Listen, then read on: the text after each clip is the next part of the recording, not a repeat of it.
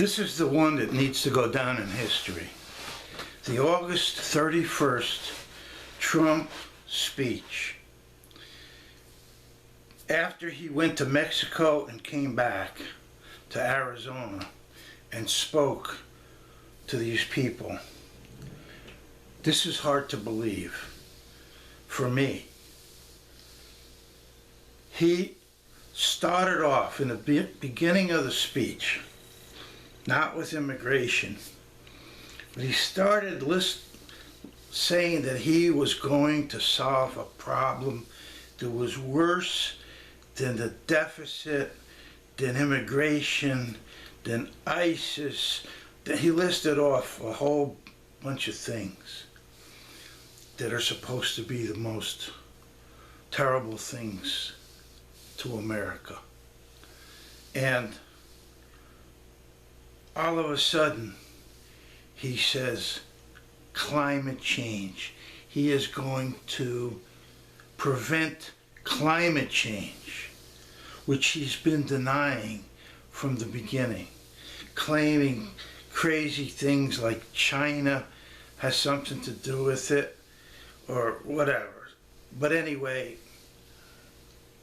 the important part of what I'm telling you is not what Donald Trump said about climate change. Who knows what's really gonna, I mean, if he gets elected or not. But anyway, it's the media. The media said absolutely nothing about climate change in Donald Trump's speech, as if it never happened. And the only thing that happened in Donald Trump's speech, according to the media, was about immigration and how he's rounding up the criminals and on about immigration, and nothing, not even one little peep about the worst problem going, worse than immigration, you name it, it was the worst, and that is climate change. And that went blank. The crowd didn't know what to do. They were stunned. A few of them clapped, a few of them booed or whatever, but it was very muted because they were like, what? What do we do now?